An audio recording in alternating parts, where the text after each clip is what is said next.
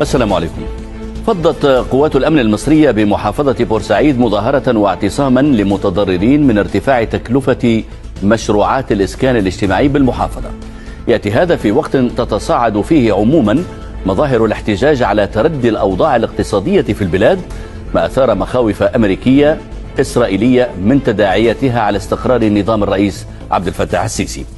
نتوقف مع هذا الخبر لنناقشه في محورين: هل يؤشر تزايد الاحتجاجات في مصر إلى اضطراب اجتماعي أوسع مع اقتراب النظام السيسي من اتخاذ قرارات اقتصادية صعبة؟ وإلى أي حد تفسر هذه الاحتجاجات ما وصفته تقارير صحفية بتنامي القلق الإسرائيلي الأمريكي على استقرار النظام السيسي؟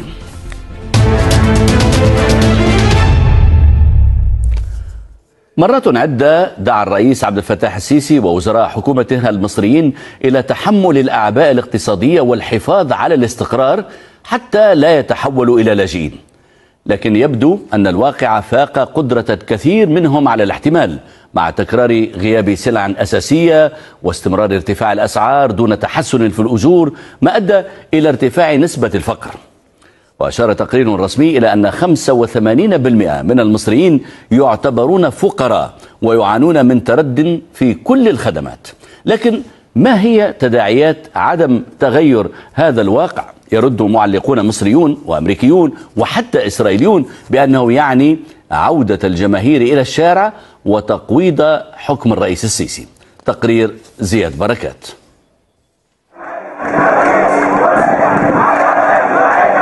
لا يشبه اليوم الأمس، وإن سارع كثيرون لقول ذلك. اليوم في رأي المصريين أسوأ. مش هتدفع هوريك اللي ما شفتوش. هنا بورسعيد ليلا تستعيد شعارات ثورة يناير. ارحل تعود إلى حناجر المصريين، يهتفون بها ويقصدون بها للدقة محافظ المنطقة، لكنها تترافق مع أخرى توسع قوس المستهدفين، منها أن العسكر لازم يمشي بعامية المتظاهرين. اللافت أنهم تداعوا لأسباب غير سياسية بل مطلبية. لقد رفعت أسعار الوحدات السكنية التي تعاقدوا عليها 5 مرات، وتلك هي القطرة التي أفاضت الكأس، ليس لدى هؤلاء بل لدى كثيرين ممن ألجأتهم الأوضاع الاقتصادية الصعبة التي يرزحون تحتها لا إلى الشكوى فحسب، وإنما إلى غضب لا يميز بين فريق وآخر. ثمة أزمة محروقات في البلاد، انخفاض يكاد يتحول إلى انهيار للجنيه، ارتفاع غير مسبوق لأسعار المواد الغذائية ومشتقات الوقود، ولم تعد رواتب السواد الأعظم من الناس تكفي لمجرد البقاء على قيد الحياة. يا راجل ده كيلو المش بقى ب25 جنيه. هذه السيدة أجرت وهي غاضبة عملية حسابية لمصروفها اليومي، فإذا كل فرد من عائلتها يحتاج إلى نحو 25 جنيها في اليوم كحد أدنى، بينما الراتب لا يكفي. الواقع شيء والصورة شيء آخر. نتفرج على التلفزيون نلاقي مصر فيينا، ننزل في الشارع نلاقيها بنت عم الصومال. وصف انتشر انتشار النار في الهشيم لسائق توك توك، اختزل أوضاع البلاد في 3 دقائق ثم اختفى عن المشهد نفسه الذي أعاد المصريين إلى ذكريات المجاعات الكبرى رغم انتفاء شروطها وأسبابها.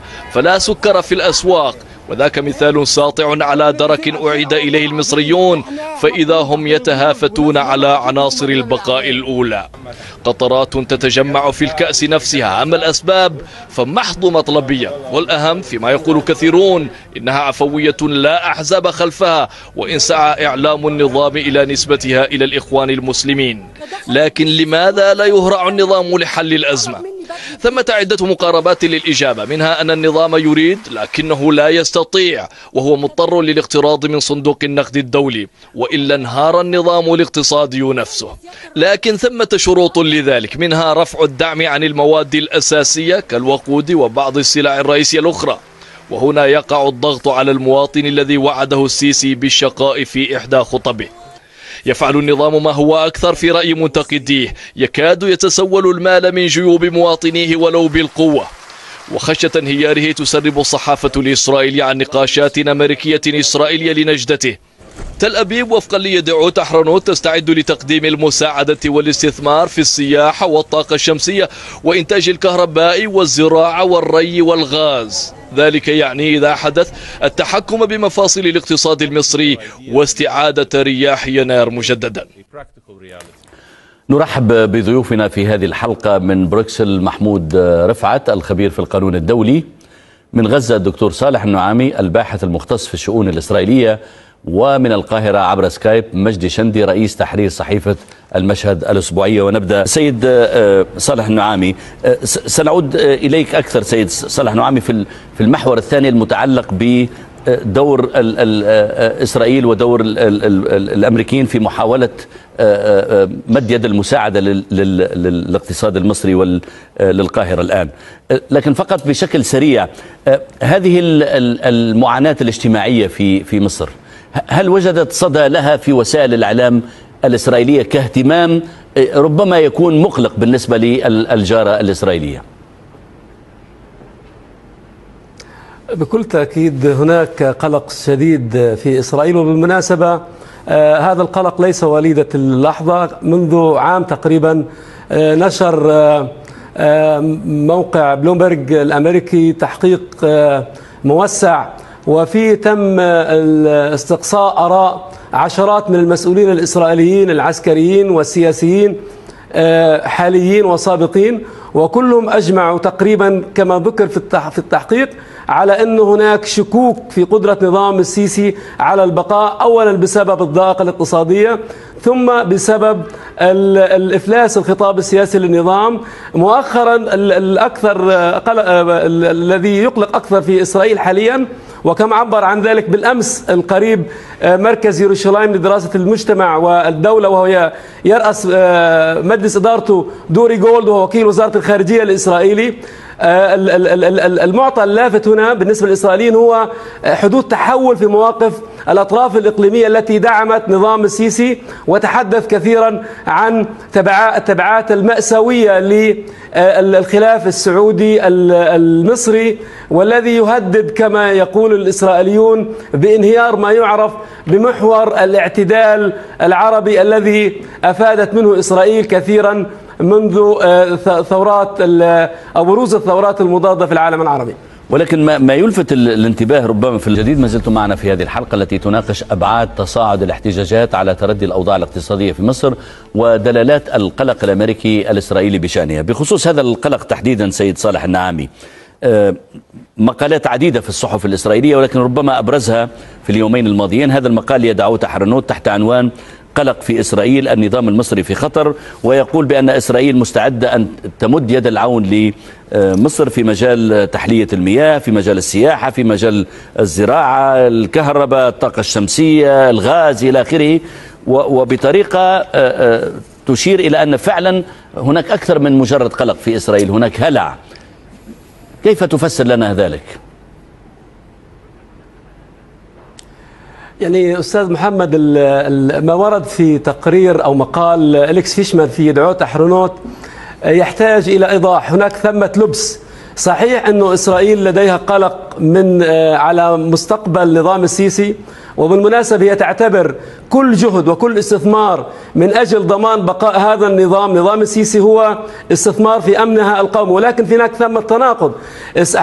هذا المقال وهذا التقرير تضمن عدة مقترحات لمشاريع اقتصادية يمكن أن تساعد إسرائيل النظام على القيام بها، ولكن هذه الرزمة المشاريع يعني يمكن أن ينطبق عليها المثل الشعب الفلسطيني القائل خذوا للبحر ورجعوا عطشان. كيف؟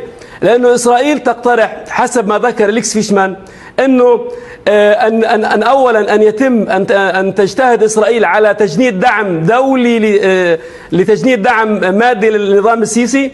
أما ما يمكن أن تقدمه إسرائيل لمصر هو عبارة عن مساعدات تقنية ومساعدات فنية وليست مساعدات مادية. يعني على سبيل المثال نظام السيسي كما ورد في التقرير أبلغ الإسرائيليين بأن هناك ثمة قلق من أنه بعد 3 سنوات و4 سنوات أن يحدث نقص في مياه الشرب والمياه للزراعة بسبب تعاظم وتطور سد النهضة الأثيوبي. وبالتالي إسرائيل تعرض في مواجهة هذه المشكلة خبراتها في مجال إنشاء محطات تحلية المياه. يعني سيد نعامي هذا ما تعرضه عموما إسرائيل على عدد من الدول الافريقيه والفقيره، يعني اذا لا خصوص يعني تقصد لا خصوصيه لمصر بهذا الشكل بهذا المعنى؟ نعم، وغير بالاضافه الى ذلك هناك ثمن اقتصادي يجب ان يدفع النظام السيسي مقابل ذلك. ما هو هذا الثمن؟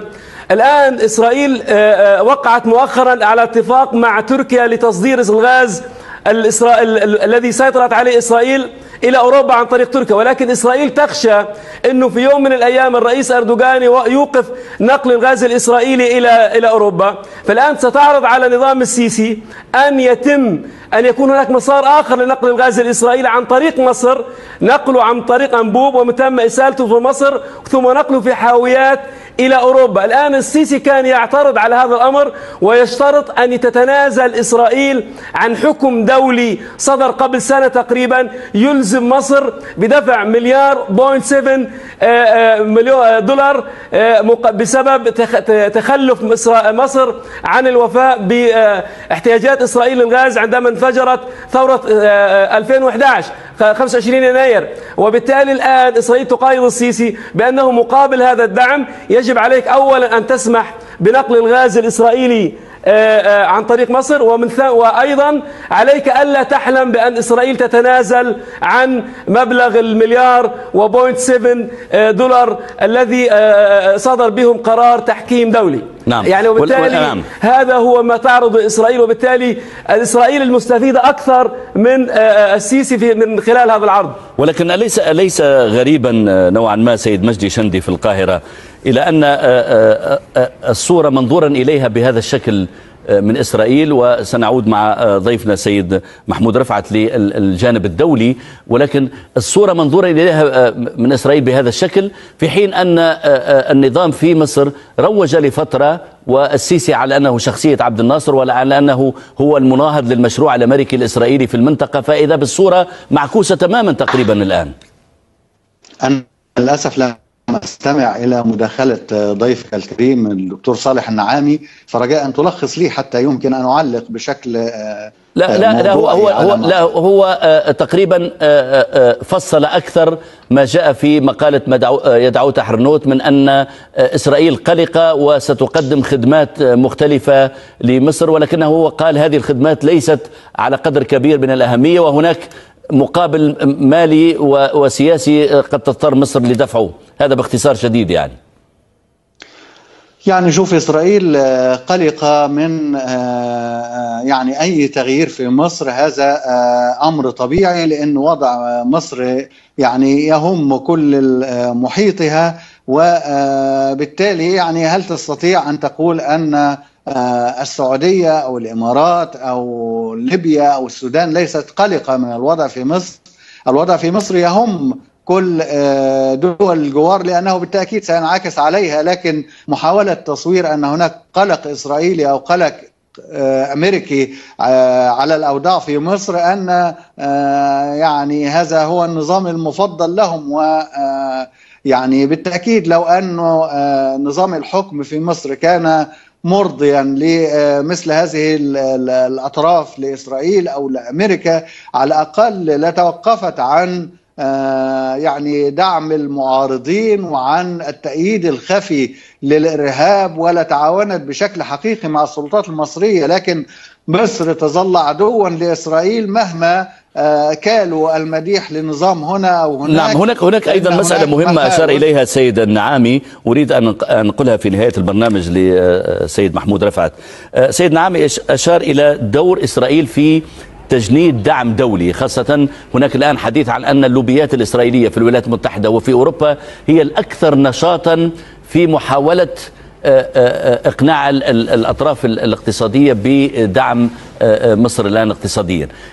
إلى أي مدى هذا الأمر يعتبر مشروع وليس بالضرورة دليلا على أن النظام في مصر لا يحظى بدعم داخلي أو هناك شبهة ولاءات مريبة؟ سيدي الفاضل، الأمر أعمق مما يتحدث به السيد من القاهرة بكثير. الأمر يعني فيه يعني أبعاد أخرى تبان عفوا في الكلمة حتى للأعمى. من الذي أتى بقرض صندوق النقد الدولي، وما هي اشتراطات قرض صندوق النقد الدولي؟ سنفهم القصة كاملة إذا ما أجبنا على هذين السؤالين. الشرط الأول لقرض صندوق النقد الدولي هو بيع أصول الدولة. من الذي أتى به؟ هو توني بلير. ومن الذي يعني ضخ فيه مليار دولار من هنا و2 مليار من هناك ليؤكد ويدعم المصداقية في الاقتصاد المصري، أو يعني يعطي مصداقية لصندوق النقد الدولي، وعنده إصرار عفوا يعني هو الذي حدث أن الإمارات فعلت ذلك والمملكة العربية السعودية بسماع كلام أيضا توني بلير. هذا هو توريط لمصر، وهذا ما ابتغاه توني بلير. وتوني بلير معروف عنه حينما حتى كان يعني يشرف على اللجنة الرباعية أنه رجل إسرائيلي الأول، فبالتالي هذا مطلب إسرائيل أن تملك مفاصل الدولة المصرية. إسرائيل ليست قلقة أن يزول النظام السيسي، ولكنها قلقة أن لا تنفذ مشاريعها قبل أن يزول النظام السيسي. شكرا لك. شكرا لك سيد محمود رفعت من بروكسل. شكرا لضيفنا من غزة الدكتور صالح النعامي، وشكرا أيضا لضيفنا من القاهرة مجدي شندي.